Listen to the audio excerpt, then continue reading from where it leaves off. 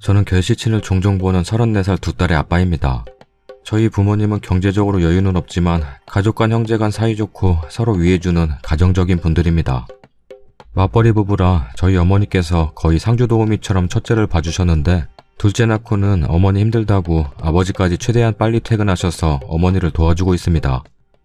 그래서 본의 아니게 거의 합가를 한 상태지만 아버지는 며느리가 불편해할까봐 본가를 세주고 저희 집 근처에 전세방을 얻으셨습니다. 와이프와 저는 퇴근하고 오면 8시쯤 되는데 집에 도착할 쯤이면 아버지께서 설거지, 애기 젖병 소독, 분리수거, 음식 쓰레기 등 정리를 다 하시고 우리 저녁 먹은 것까지 다 치워주세요. 와이프가 처음에는 살짝 부담스러워하더니 요새는 좀 더 큰 집으로 이사가서 화장실 있는 제일 큰 방을 들이자고 먼저 말해줘서 저 또한 고맙게 생각합니다. 와이프는 세 자매 중 막내고 자매끼리는 사이가 좋지만 장인 장모님 사이, 장인 장모님의 형제들 사이는 그렇게 좋지 못합니다. 돈 때문이죠. 결혼 전부터 수없이 들었습니다. 형제들과의 돈싸움. 고모가 얼마 달라고 한다. 이모가 얼마 달라고 한다.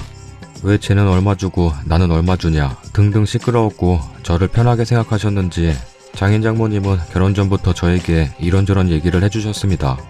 돈이 있다고 다 좋은 건 아니구나 생각하며 공감은 안 됐지만 공감하는 척 얘기를 들어드리곤 했죠. 이때부터 꼬이기 시작한 것 같습니다. 술을 좋아하시는 장인어른과 친해지기 위해 결혼 전부터 자주 찾아뵙고 살갑게 대했는데 제가 너무 편하셨는지 어느 순간부터 이 자식, 임마, 전마 편하게 말씀을 하셨습니다. 그 뒤 결혼하고 지금까지 약 3년 정도 한 달에 한 번에서 많을 때는 매주 아버님과 둘이 식사도 하고 술도 마시고 또 가족여행 기획도 제가 대부분 하고 처갓집, 대소사 등 이것저것 잘 챙기며 좋은 사위가 되기 위해 노력했습니다. 그러다가 최근 2달 정도 연락을 아예 못 드렸습니다.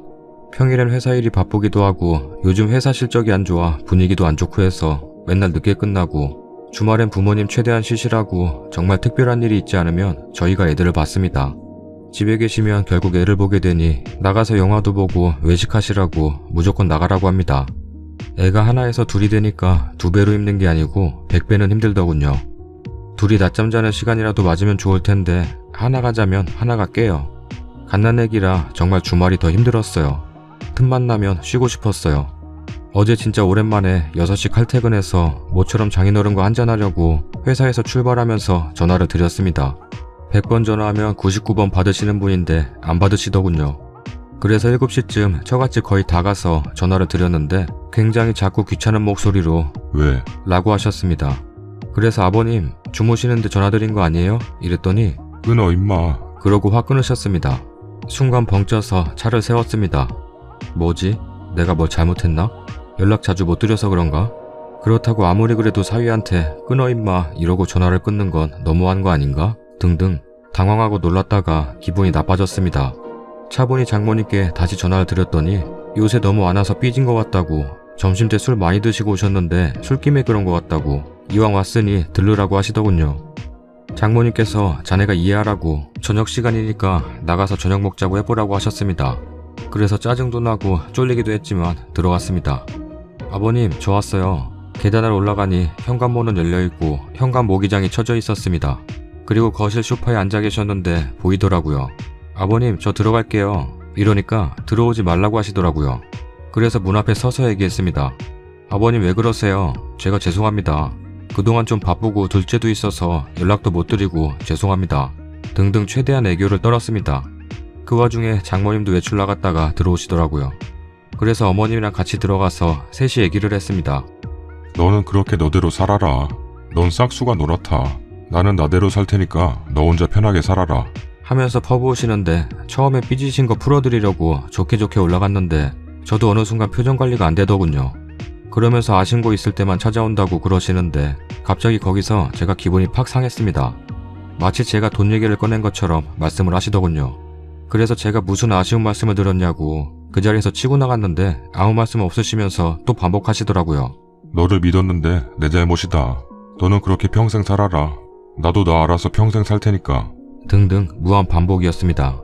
한 30분 앉지도 않고 마치 고등학교 때 담임한테 혼나도 두 손 모으고 서서 계속 욕을 먹으니 짜증이 확 나더군요. 장모님도 분위기를 느끼셨는지 그냥 가라고 하더라고요. 주차장까지 따라 나와서 신경 쓰지 말라고 하시는데 속에서는 열이 나지만 웃으면서 네네 갈게요 하고 나왔습니다. 그리고 집 지하 주차장에 주차를 하고 잠시 멍 때리고 있는데 눈물이 한 방울 주룩 흐르더군요. 저 진짜 지난 3년간 잘하려고 노력 많이 했습니다.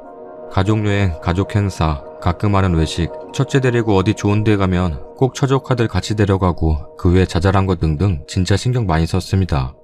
막내 사위가 아무리 만만해도 이렇게 할 사이인가요? 제가 왜 이런 대우를 받아야 하죠? 집사랑 결혼하고 첫째 낳기 전까지 1년 반 동안 우리 집에 전화 딱 한 통 했습니다. 그런데 전화는 절대 못 한답니다.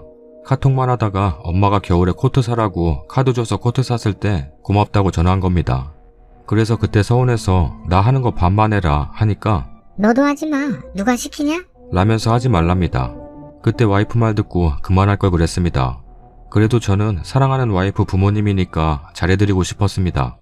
장인이 아쉬울 때만 찾아온다고 하셨는데 제가 아쉬운 소리 한 게 뭐가 있는지 곰곰이 생각해봤습니다. 1년 전에 집 이사할 때 5천만 원 3일만 빌려달라고 한 적이 있습니다. 우리 은행에 마이너스 통장이 있었는데 아파트 대출 받기 위해서 일단 마통을 없애야 한다고 하더군요. 아파트 대출 받고 마이너스 통장 다시 만들면 된다고요. 그래서 딱 3일만 마통 없애기 위해 빌려달라고 큰맘 먹고 말씀드렸는데 피하시더군요. 안 그래도 돈 때문에 형제들한테 스트레스 받으시는데 나까지 괜히 말했나 싶어서 친구들한테 겨우 빌리긴 했었습니다. 그런데 그때는 제가 너무 서운했습니다.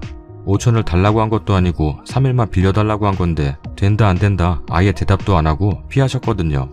그걸 말씀하시는 건지 아니면 설마 처갓집 전체 여행 갈 때 장인어른 혼자 안 간다고 하셔서 같이 가자고 매달린 게 아쉬운 소리라고 하신 건지, 처가가 식당을 했었는데 친구들 데려가서 먹은 게 아쉬운 소리라는 건지, 전부 다 철저히 계산했고 장모님께서 서비스를 자꾸 주셔서 따로 용돈까지 챙겨드리느라 돈 더 쓰고 옵니다. 처갓집 창고가 커서 거기에 캠핑 짐이랑 잡다한 거 좀 넣어두었는데 그게 아쉬운 소리일 수도 있겠네요. 장모님이 오늘 다시 와보라고 하셨는데 안 가려고요. 제가 뭘 그렇게 잘못했는지 정말 모르겠습니다. 오히려 이제는 부당한 대우에 제가 더 화가 납니다. 큰 처형과 작은 처형에게 통화 자동 녹음 어플에 있는 거 카톡으로 보내드리고 어제 있었던 일 말씀드렸더니 주말에 아버님이랑 같이 보자고 하는데 저는 갈 생각이 없습니다. 주말에 에바야 해서 시간도 없습니다. 쉬고 싶습니다. 정신 차리고 집에 올라갔는데 아버지는 애들이랑 놀아주고 있고 엄마는 밥을 차려주십니다. 우리 엄마 아빠가 좀 전에 장인한테 아들이 어떤 말을 들었는지 알면 얼마나 속이 상하실까 잠깐 생각이 들어 울컥했는데 웃으며 밥 잘 먹었습니다. 장인어른한테 첫째 둘째 출산 100일 돌 때 400 정도 받은 것 같은데 제 수중엔 100도 없더군요. 그래서 어제 와이프한테 누워서 이야기했습니다. 당신 마이너스 통장에서 400만 빌려달라고. 왜 그러냐고 해서 이야기했습니다. 너한테 미안한데 이런 얘기까지 듣고 못 견디겠다. 400 돌려드리고 가능하면 처가에는 안 가고 싶다.